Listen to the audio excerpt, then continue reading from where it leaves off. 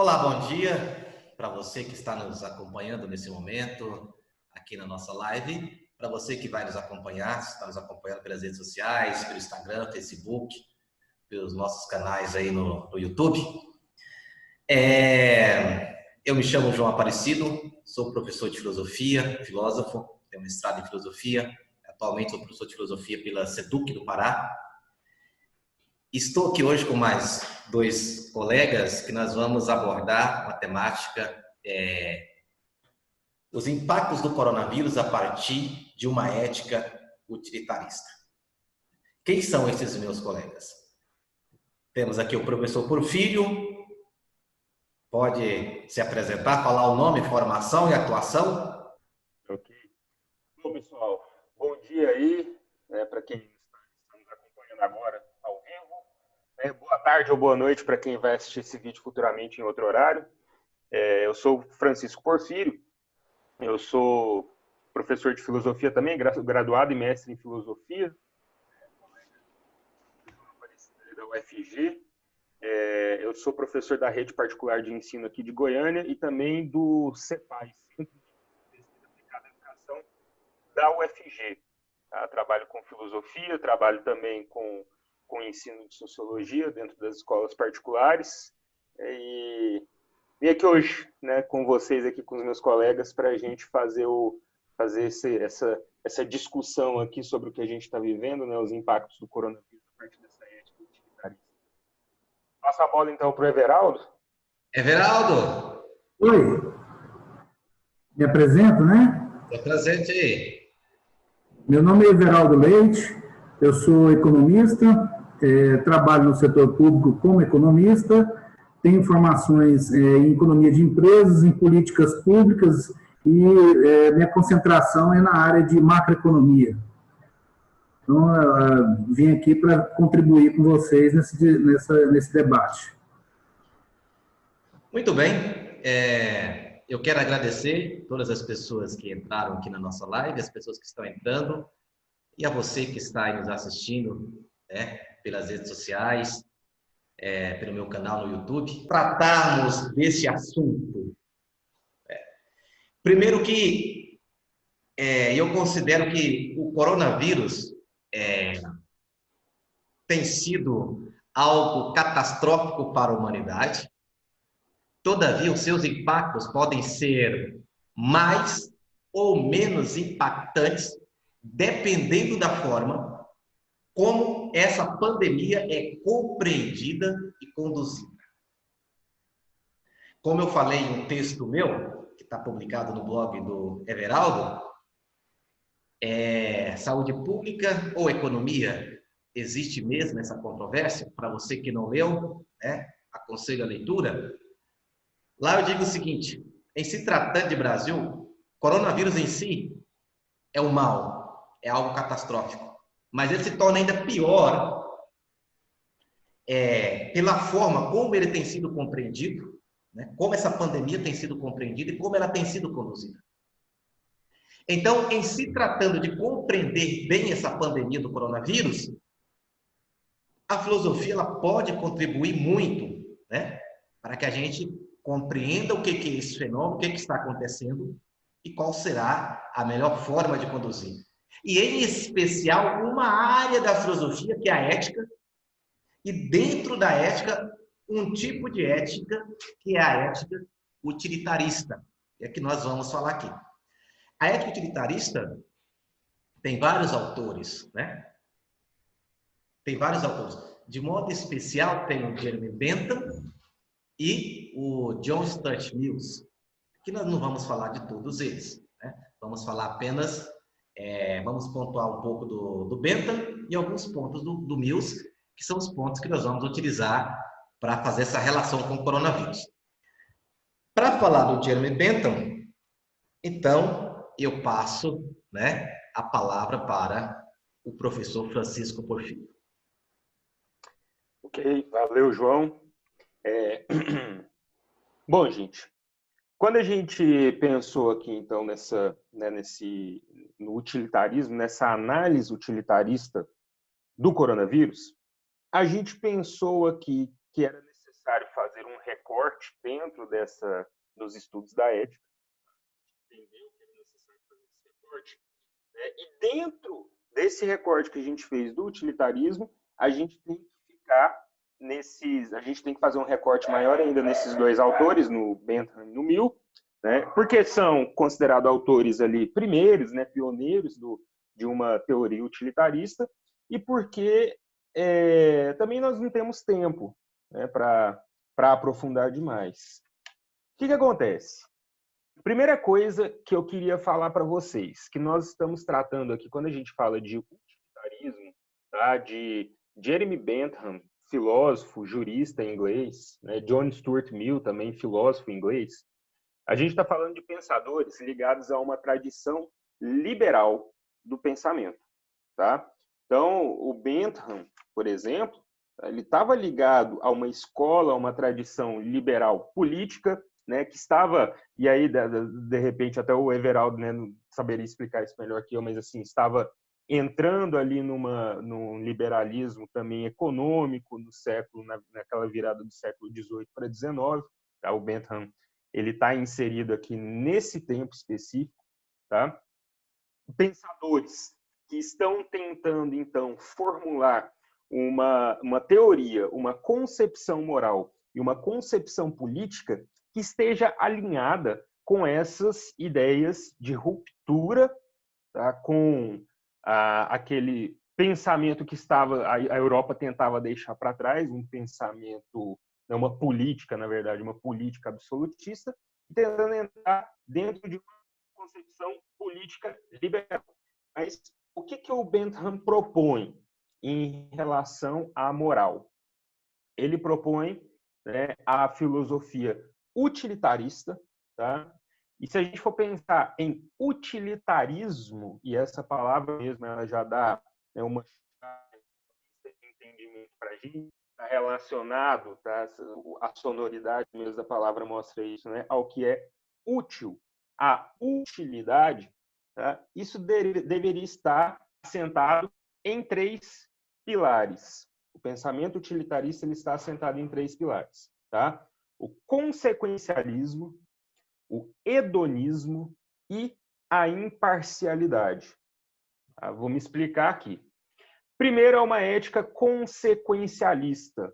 Por que é uma ética consequencialista? Tá? Enquanto modelo ético, tá? E mais que isso, enquanto uma espécie de doutrina, porque nesse sentido eu chamo o utilitarismo de uma doutrina, porque ele não só está propondo modelos teóricos, mas ele está propondo mesmo um modo de se agir. Ele é consequencialista porque o enfoque, tá? O que se deseja colocar aqui não é que o indivíduo ele trace simplesmente uma ação moral, tá?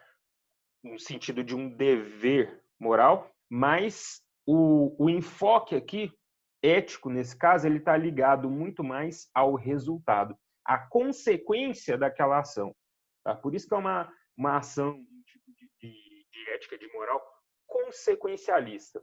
Se a gente for analisar outro filósofo, Immanuel Kant, por exemplo, Immanuel Kant ele já está ligado a uma tradição ética, né, de estudo da filosofia moral ali, chamada de deontológica. Né? A deontologia de Kant ela já vai para outro rumo. Ela fala, olha, existe o dever, né? E a ética moral, a ação moral, tá? Ou melhor, a ação ética, né, é aquela que moralmente está ligada a um dever. Então tu deves, né? O imperativo ali, tu deves fazer, tu deves agir de tal maneira. Tá? Para os utilitaristas, né, nós vamos para outro lado, porque já não é aqui a ação em si ou o dever que está em jogo, mas é a consequência daquela ação. Tá? Então, o que aquela ação vai gerar? O que aquela ação vai causar? Tá? Então, o primeiro ponto que a gente tem que apresentar aqui para Bentham é esse. Outro ponto, o hedonismo. Se a gente for pegar o hedonismo lá nas suas, né, raízes filosóficas mais antigas, lá na Grécia, com Epicuro, por exemplo, com a tradição epicurista da filosofia helenística, o Os hedonistas, né, os epicuristas, que eram hedonistas, eles defendiam que uma vida, né, que aquela vida do ser humano, ela deveria ser uma vida de busca de prazeres, tá? O hedonus, né, o hedon, ali a palavra no vocabulário grego, né, remete a esse significado de prazer. Só que eles colocavam, os epicuristas já colocavam isso de uma maneira bem específica, que não era qualquer tipo de prazer, né? Eles faziam uma distinção ali entre prazeres naturais e não naturais e defendiam uma busca de prazeres, mas que não estivessem dominados pelo desejo, porque quando você deixa-se dominar pelo desejar prazer, né, isso deixa de ser algo prazeroso e se torna um meio de prisão, de escravização. O Bentham, ele está seguindo um pouco nessa linha, né, de colocar o ser humano, né, uma espécie de finalidade da vida humana, se a gente for resgatar um vocabulário mais aristotélico ali, que falava de uma finalidade última, né, o daimon de Aristóteles, mas o Bentham está falando, olha, existe uma finalidade mesmo da vida humana e uma preocupação humana que a gente pode dizer que é comum, que é justamente buscar prazer e evitar a dor. Então, na medida em que eu, ser humano, estou aqui vivendo a minha felicidade, ela está condicionada a isso, né? A ética está condicionada a isso, a essa busca de prazer, né? Buscar o máximo de prazer, evitar o máximo de dor. Terceiro ponto, né? O terceiro pilar que a gente pode chamar ali de base do utilitarismo é a imparcialidade, que na verdade o John Stuart Mill é quem vai definir isso de maneira melhor, mais bem estruturada, mas isso já aparece dentro da concepção de Bentham. Né? Se você tem um sistema consequencialista de ação, você deve ser imparcial se você pretende uma ação moral. Quando a gente fala aqui, voltando à tese do hedonismo, né? Quando a gente fala da questão do prazer, o Bentham vai colocar, olha, né, agora eu vou tentar fazer o link aqui entre os três, entre a imparcialidade, o hedonismo e o consequencialismo. Olha, a ação moral é aquela, né, em que suas consequências elas vão ser ali, né, de um modo que gerem o melhor resultado. O que seria esse melhor resultado? Que cause, né, a maior quantidade de prazer ao maior número de pessoas possível, tá? E que, caso seja necessário infligir dor a alguém, né, causar o desprazer, que seja em menor quantidade, tá, ao menor número de pessoas possível. Então, a ação moral ela sempre deve visar isso, tá? Ela sempre deve visar essa questão da maximização do prazer, né, em quantidade mesmo. Ele está falando muito aqui em quantidade, e aí o João Aparecido depois vai entrar no John Stuart Mill, ele já vai colocar aspectos qualitativos na discussão, mas aqui a questão você tem prazer, né? Você tem a possibilidade do prazer, de uma ação que cause prazer, e a possibilidade de uma ação que cause dor, tá? Então, o que você tem que fazer? Você tem que maximizar esse prazer e minimizar o dano, minimizar a dor. Como que você faz isso? Né? Aí entra o problema. Deve ser imparcial, né? Você deve se preocupar com o quê? Né? Com quem? Você deve se preocupar com aqueles que você ama, que estão próximos a você, ou você não deve olhar, né, para quem você faz, para quem você é a aplicação? Bom, a gente fala de um utilitarismo na sua essência, ele deveria ser imparcial, por exemplo. Né? Então, o pilar, né, os pilares estão justamente nesses 3 pontos. E são justamente esses 3 pontos que podem causar ali problemas de interpretação e que vão causar, inclusive, questionamentos. Né? Quando a gente fala, por exemplo, do hedonismo, né, isso vai gerar alguns tipos de críticas, tá? Quando você pensa, por exemplo, o que é esse prazer? Né? O que é o prazer para mim? Tem um filósofo norte-americano, Michael Sandel, né, que ele vai discutir muito, ele está criticando de maneira bem estruturada o utilitarismo, principalmente esse de Bentham, porque ele está questionando primeiro o que é prazer, o que é considerado prazer para uma pessoa pode não ser para outra, tá? Ele está criticando o consequencialismo, porque ele coloca uns exemplos, o bom do Michael Sandler é que ele trabalha com uns exemplos assim bem específicos, como o exemplo, por exemplo, da bomba relógio, né? Imaginando uma situação em que um terrorista colocou uma bomba relógio dentro do metrô que vai explodir no horário de pico, né? Então, a polícia investigando ali tem fortes evidências de que uma determinada pessoa, o terrorista, vai, né? Aquela determinada pessoa ali é que estava armando todo o esquema, aquela pessoa começa a fazer o quê? Começa a interrogá-la, né? E aí utiliza métodos de tortura para que essa pessoa entregue e fale onde a bomba está plantada. Aí, numa visão utilitarista, consequencialista, né, a tortura, por exemplo, nesses casos, nessa situação extrema, seria algo, né, aceitável. Por quê? Porque a tortura, né, você está causando ali dano e dor a uma pessoa, tendo fortes evidências de que ela vai causar um dano muito maior e a dor muito maior, né, se ela não for, como é que fala? Se ela não for detida, assim, nada. O problema do consequencialismo aqui é, se ele for levado às suas máximas, né, à sua máxima expressão ali, o Michael Sandel continua desenvolvendo esse exemplo, ele fala o seguinte: e se esse terrorista ele tem uma filhinha, por exemplo, né, e ele não entrega, mesmo sob tortura, ele não entrega, e aí os policiais sabem, vão lá e capturam essa filha dele, criança, e utilizam da tortura sobre ela, né, na frente dele, para que ele entregue, né, ou seja, como maneira de pressionar essa pessoa. Então, veja o problema moral aí. Você já vai pegar uma outra criança inocente, o consequencialismo, se ele for levado ao extremo, né, ele deixa essa interpretação aberta. Você vai pegar uma outra pessoa inocente, né, e utilizar essa pessoa que não tem nada a ver com a situação, né, uma criança, por exemplo, né, infligir dor a ela, para que a situação seja resolvida. Então, até que medida, até que ponto isso pode ser aceitável, vamos dizer assim, tá?